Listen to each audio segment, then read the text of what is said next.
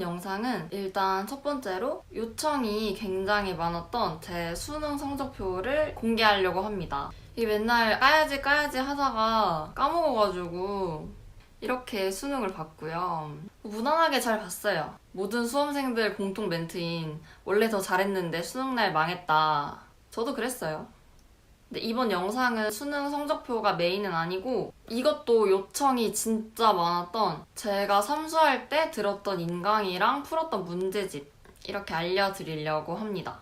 일단 이 표는 제가 삼수할 때 썼던 표인데 이 표에 대해서 간략하게 설명을 해드릴게요. 이 표를 보는 방법은 일단 왼쪽에서 오른쪽으로 3월부터 11월까지 시간을 나타냈고요. 그 다음에 맨 왼쪽에는 이제 맨 위에부터 국어, 수학, 영어, 탐구, 그리고 아랍어 이렇게 푼 문제집들이 쭉 써 있습니다. 그리고 색깔이 달리 표시가 되어 있는데 이게 제가 1회독, 2회독, 3회독을 나타낸 거예요. 몇 월 달 언제쯤에 이 책을 1회독을 시작했고 끝냈는지 2회독을 시작했고 끝냈는지 이거를 한눈에 알아보려고 저는 이렇게 표를 만들어서 옆에 붙여놓고 공부를 했었고요. 근데 제가 이게 11월 수능 전날까지 꽉 채웠던 표가 있는데 그게 어디 있는지 모르겠어가지고 이거는 지금 한 10월 달까지의 상황을 나타낸 거예요. 이거는 제가 유튜브 게시글로 따로 올려드릴게요. 한번 자세히 보셨으면 좋겠어요. 그리고 먼저 제일 중요하게 알아놔야 될 거는 국어든 수학이든 영어든 그 총 공부의 비율 있잖아요. 그 비율을 일단 나눠서 공부를 해야 되는데 기출, 연계, 신유형 이렇게 세 가지로 나눠가지고 7대 2대 1로 공부를 해야 돼요. 이게 좀 중요한 것 같아요. 그러니까 모든 과목이든지 기출이 제일 중요하고 기출을 마스터하지 못했는데 연계 교재를 판다 이거는 의미가 없어요. 그러니까 기출을 근데 어느 정도로 공부를 해야 되냐면 막 자다가 누가 막 깨우면서 야 뭐 2017년 수학 나요 30분 뭐였어? 이러면은 막 자면서도 그거 미적분 이러면서 대답이 나올 정도로 열심히 해야 돼요. 그리고 과목별로 연계 교재는 국어는 솔직히 문학에서 어떤 문학 작품이 나오는지 그것만 알고 있으면 되고 수학은 솔직히 저는 수학 수특을 한 번도 풀어본 적이 없거든요. 약간 필요가 없어요. 뭐 영어도 연계가 중요하긴 한데 그거는 나중에 말씀드릴게요. 일단 영어는 뭐 중요하다고 볼 수 있긴 해요. 그리고 총 공부 비율의 10분의 1인 신유형은 3월부터 한 8월 달까지는 신경 쓸 게 전혀 없어요. 근데 한 8월 지나고 9월 정도 9월 모의고사 보면은 이제 각종 입시 사이트에서 인강 선생님들이 신유형 대비 모의고사, 뭐 신유형 대비 개념들, 그러니까 6평이랑 9평을 그 인강 선생님들께서 분석을 해가지고 올해 수능에 이런 신유형이 나올 거다라는 거를 학생들이 할 게 전혀 없고 인강 선생님들이 다 해주시거든요. 그럼 이제 그때 가서 그 인강 선생님들이 아주 고퀄로 내주신 신유형 대비 킬러 문제 뭐 이런 거 그냥 풀면 됩니다. 근데 솔직히 말이 신유형이지 평가원에서도 모의물들이 충분히 기출 활용을 해서 풀 수 있게끔 나와요. 아예 생판 처음 보는 문제가 나오고 그러진 않거든요. 평가원도 양심이 있어서. 그리고 문제집은 모든 과목이든지 간에 한 문제집을 3회독은 해야 3번은 풀어야 내가 그 문제집을 풀었다라고 말을 할 수 있는 거라고 저는 생각을 하거든요. 그러니까 뭐 어느 인강이든지 문제집이든지 내가 그거를 처음 볼 때, 2번 볼 때, 3번째 볼 때 이게 느낌이 다 달라요. 근데 한 3번쯤 보고 느낌이 어떻게 다르다는 거를 내가 알면은 내가 그거를 다 정복을 했다고 보면 됩니다. 그러면 이제 국어를 좀 가봅시다. 저는 항상 국어가 콤플렉스였어요. 고3 때랑 재수할 때. 고3 때는 이원준 들었고 재수 때는 김동욱 들었었는데 두 번 다 망했으니까 삼수를 했겠죠? 삼수 때는 박광일 들었어요. 뭐 지금 좀 논란 있고 그래서 근데 뭐 어떻게 제가 들었는데 저는 좋았어요. 박광일 듣고 진짜 고3 때부터 박광일 들을 걸 이라고 생각을 했거든요. 고3 때 박광일 들었으면 저 삼수 안 했을 거예요.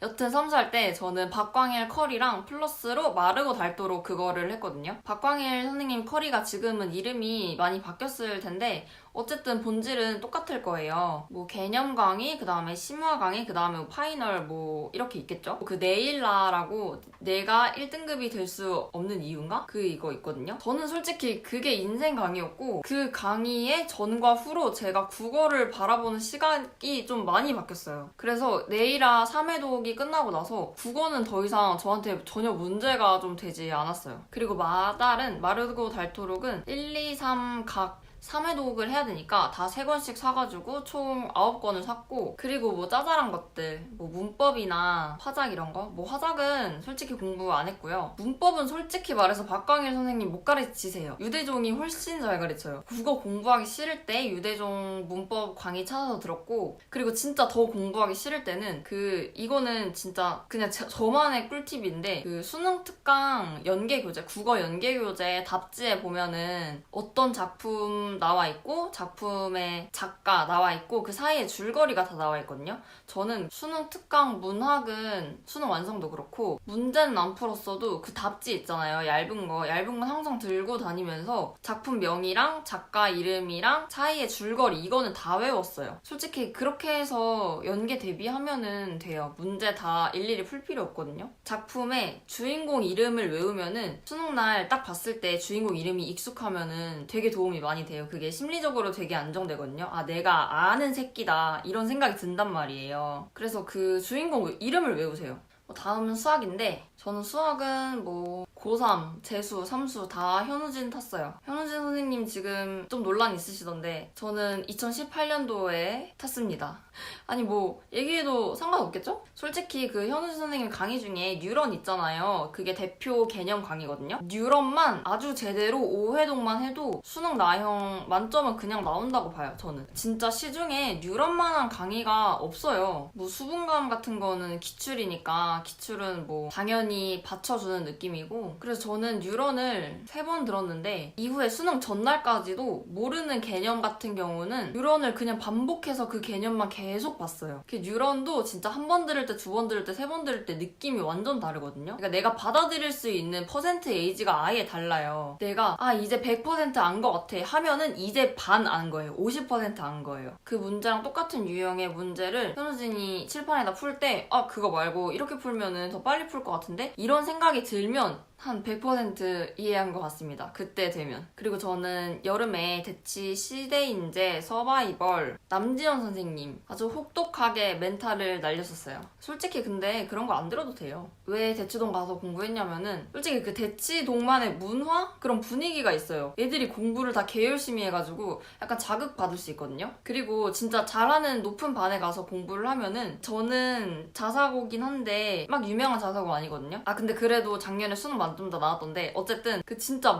좋은 고등학교들의 학생들이 내 옆에서 공부하는 거를 그냥 같이 있잖아요. 그러면은 뭔가 그게 엄청 자극이 돼가지고 시대인재 갔다 온 날은 몸은 개 피곤한데 공부를 할 수밖에 없는 약간 그랬던 것 같아요. 그런 거 느끼려고, 그런 기운 받으려고 서바이벌 한 것 같아요. 그리고 영어인데, 저는 2017년부터 3년 동안 영어 시험을 봤으니까 당연히 상대평가랑 절대평가를 다 겪어봤단 말이에요. 근데 그걸 다 겪고 나서 느낀 점은, 그냥 영어는 연계고 단어랑 기출이 받쳐주면은 연계교재 한 번도 안 봐도 그냥 1등급 나와요. 누구나 그렇겠지만 공부할 때 효율이 높은 걸 되게 중요시 하잖아요. 저도 그랬고, 저는 생각을 한 게 연계교재 3권이나 되는데 지문이 또 얼마나 많아요. 언제 다 그 중요한 지문을 뽑아가지고 그걸 또 다 외우고 이거를 하기가 너무 싫은 거예요. 그냥 양이 너무 많다고 생각이 드니까. 그래서 삼수할 때 이명학 들었거든요. 그냥 이명학 들으면서 질적인 공부를 하자라고 생각하고 단어를 최대한 많이 외우고 그 영어 지문 한 지문 그 안에 그 알고리즘을 그냥 이해하려고 노력했던 것 같아요. 그래서 영어는 6평 전에 이렇게 삘이 와가지고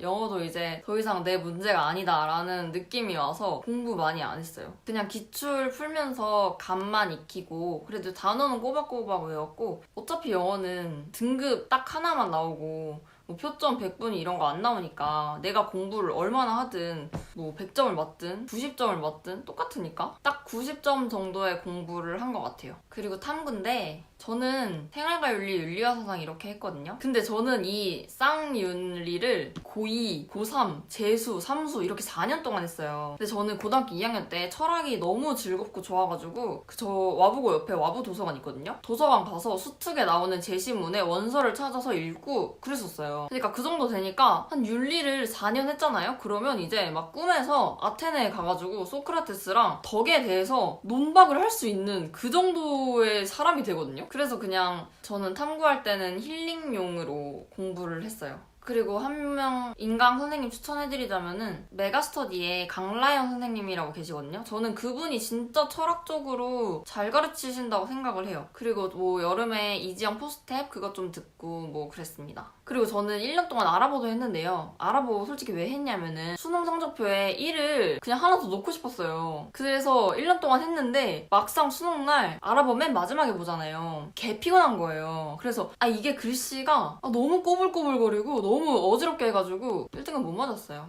그냥 응시하지 말걸 싶어요.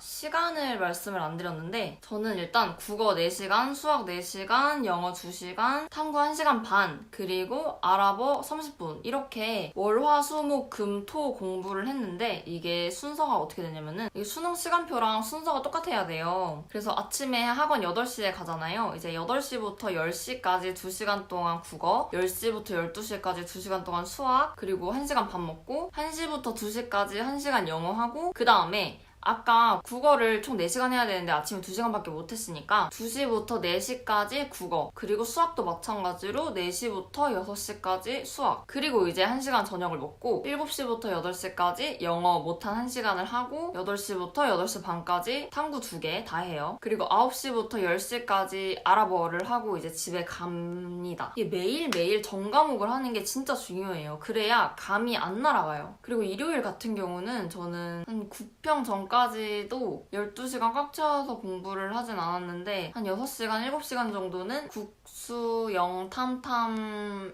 아랍어까지 맨날 했었고 편 끝나고 나서는 이제 체력적으로 좀 힘들어가지고 좀 쉬었어요. 한 2-3시간밖에 공부 안 한 것 같아요. 그리고 무난하게 수능을 봤습니다. 솔직히 공부법은 이 세상에 공부하는 사람들 수대로 공부법이 있어요. 그러니까 각자의 공부 방법이 다 다르다는 얘기예요. 그래서 이 방법도 해보고 저 방법도 해봐서 자기의 공부법이 있어야 돼요. 근데 저는 누구 걸 카피해서 내 공부법 이러는 것보다는 내가 여러 가지 경우의 수로 다 시도를 해봐서 그 중에 나한테 제일 맞는 거, 이게 제 자신만의 공부법이라고 생각을 하거든요. 그러니까 일단 내 공부법이 뭔지를 알아내려면 양측이라도 공부를 최대한 많은 시간 동안 많은 양을 풀든지 그렇게 시간을 쏟아야 노력을 해야 내 공부법이 생기는 것 같아요. 그럼 이번 영상도 봐주셔서 너무 감사하고 다음에도 유익한 영상으로 찾아오겠습니다. 그럼